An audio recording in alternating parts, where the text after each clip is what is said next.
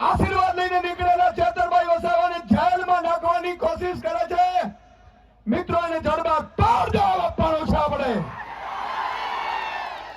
મિત્રો. આજે મને દુઃખ થાય છે કે 18 દિવસના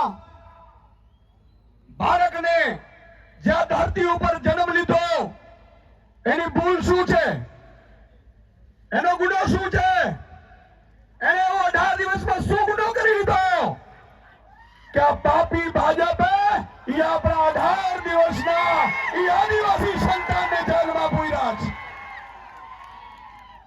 મિત્રો. ધરતી ઉપર હજી જન્મ લીધું છે, હજી તો એ દાડો પણ નથી નાખ્યો અને આ ભ્રષ્ટ તાનાશાહી ભાજપે આ 18 દિવસના સંતાનને જેલમાં પૂર્યો છે. હાથ ઊંચો કરીને જવાબ આપો, બોલો ચાલ. જો બદલો લેવો જોઈએ કે ના લેવો જોઈએ? લેવો જોઈએ કે ના લેવો જોઈએ? મિત્રો આજે ચેતરભાઈ વસાવા, હું આજે આ જોઈ રહ્યો છું તો મને એક વિચાર આવ્યો મિત્રો કે આ ભાજપ શું કામ આદિવાસી સમાજને ભણવા નથી દેતું ને, એને જાગૃત નથી થવા દેતું ને, એ આજે મને ખબર પડી મિત્રો આ મેદાનથી.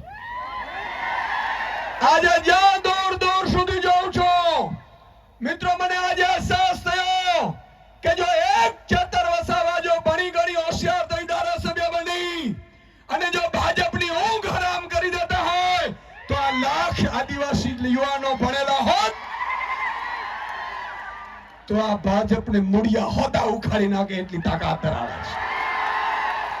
પણ મિત્રો આજે હું આભાર માનું છું ભીમ આર્મીના ચીફને વિનયજીને જેવા અહીંયા પધાર્યા છે. માનનીય અનંતભાઈ માટે ગૌરવતાળીઓ થઈ જાય પધાર્યા છે. માનનીય ગોપાલભાઈ ઇટાલિયા, માનનીય મનોજભાઈ, માનનીય ટાઈગર સેનામાંથી આવેલા છે મિત્રો. આપણે નામી અનામી કેટલાય આગેવાનો પણ અહીંયા પધારેલા છે મિત્રો. આપણે એકતા બતાડવાની છે.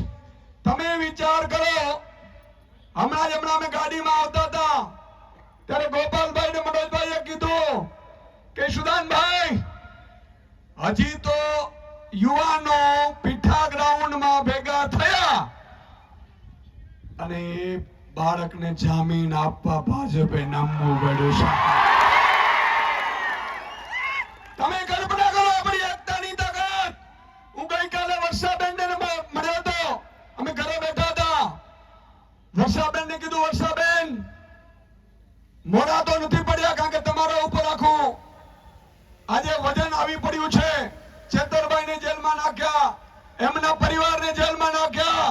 વર્ષાબેનને કીધું કે તમારે ચિંતા કરવાની જરૂર નથી. એક એક આમ આદમીનો સૈનિક એક ભાઈ તરીકે તમારી સાથે ઉભો છે મિત્રો.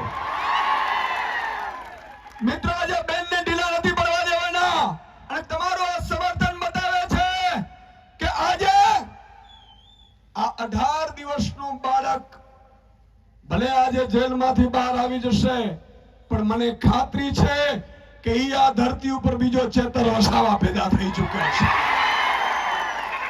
જ્યાં ચેતરભાઈ વસાવા સાહેબ આદિવાસી સમાજને જાગૃત કરતા હતા, એનો ગુનો શું હતો? ચેતરભાઈનો ગુનો એ હતો મિત્રો કે જળ જંગલ જમીન મુદ્દે એમણે સરકારની સામે બાથ ભીડી. આદિવાસી સમાજના દાખલાઓ સામે જે રીતે ગડબડ ચાલતી હતી એ મામલે અવાજ ઉઠાવ્યો, શિષ્યવૃત્તિના મુદ્દા ઉઠાવ્યા. અને મિત્રો આનંદભાઈ અને ચેતરભાઈને મને ખબર છે આ લોકો ઉપર શું કામ પ્રહાર કરે છે ખબર છે? આજે હું ખુલાસો કરવા જઈ રહ્યો છું. બધા લોકો રેકોર્ડિંગ કરી લેજો મિત્રો. આ ખૂબ અગત્યનો ખુલાસો છે કે ચેતરભાઈ વસાવા જ્યાં સુધી આ ધરતી ઉપર આદિવાસી સમાજ સાથે છે ત્યાં સુધી કોઈ મોટી કંપનીઓની તાકાત નથી કે ભાજપ જંગલની જમીનો પડાવી શકે. એટલા માટે ચેતરભાઈનો કાંટો કાઢી નાખવા માટે સરકાર ઉપસ્થિત થઈ છે મિત્રો. એને ખબર છે મોટી મોટી કંપનીઓ, જેમ તમે જુઓ છત્તીસગઢમાં મોટી મોટી કંપનીઓ આવી ગઈ જંગલોમાં. મિત્રો આ લોકોને ખબર પડી ગઈ કે ચેતરભાઈ જ્યાં જાય છે ત્યાં 10-10, 20-20 હજાર આદિવાસી યુવાનો ભેગા થઈ જાય છે. ચેતરભાઈ કહે છે એ વાત માને છે, અને એટલા માટે જ મોટી મોટી કંપનીઓને જો લાવવી હોય, જંગલો ઉપર પોલીસ ઉતારીને તમને ભગાડવા હોય તો તમારી એકતાને તોડવી પડે. પણ આજે ભાજપ સમજી ગઈ હશે કે મારો આદિવાસી સમાજ 1 લાખની સંખ્યામાં ઉપસ્થિત હોય છે. મિત્રો આજે ખરેખર ચેતરભાઈ જેલમાં એને એમ થતું હશે કે ભલે હું જેલમાં ગયો, મારા સમાજ માટે ગયો, મારી સમાજની જળ જંગલ જમીનના મુદ્દે ગયો, પણ મિત્રો આજે આ સંખ્યાના ફોટા જ્યારે બીજે દિવસે ચેતરભાઈ વસાવા છાપામાં જોશે જેલમાં, ત્યારે એની છાતી ગજગજ ફૂલાશે સાહેબ. અને અહીંથી ખાતરી આપવા આવ્યો છું મિત્રો, ચેતરભાઈ એકલા નથી, આ આખી ટાઈગરની સેના એની સાથે છે સાહેબ. અને હું ખાતરી આપું છું કે ચેતરભાઈને વધારે સમય જેલમાં નહીં રહેવા દઈએ.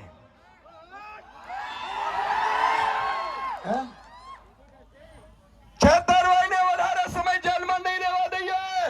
મિત્રો તમે જોયું છે આજે ડ્રગ્સ પેડલરો એટલું ડ્રગ્સ વેચે છે, કોઈને સજા નથી થઈ.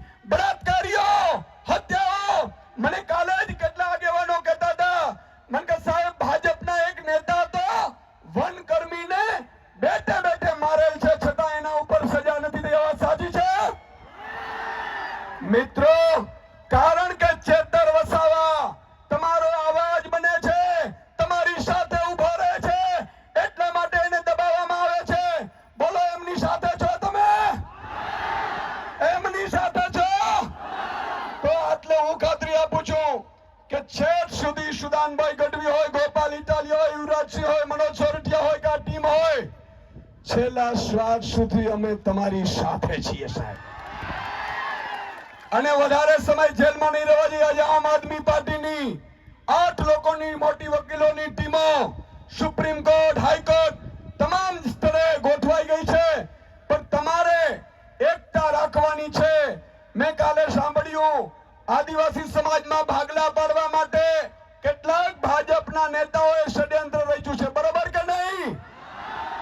એવું કહે છે કે આ લોકો ફસાવે છે. હવે એમને સજા તો અપાવડાવી દીધી, પણ હવે જીક જીલાતી નથી આ દ્રશ્ય જોઈને મિત્રો.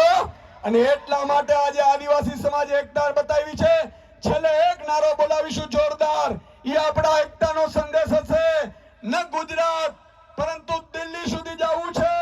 અને એક દિવસ હું આપને ખાતરી આપું છું કે આ ચેતર વસાવા જેમ પહેલી વખત જેલમાં પૂર્યો ભાજપે અને આદિવાસી સમાજે નર્મદા જિલ્લા પંચાયત ચેતર વસાવાની બનાવડાવી, એવી જ રીતે અંબાજીથી ઉમરગામ સુધી એક જ નારો ચાલશે, એક જ ચાલે, ચેતર ચાલે.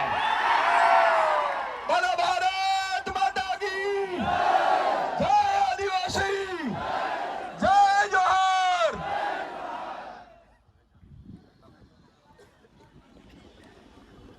हेलो સાહેબશ્રીનો ખૂબ ખૂબ આભાર.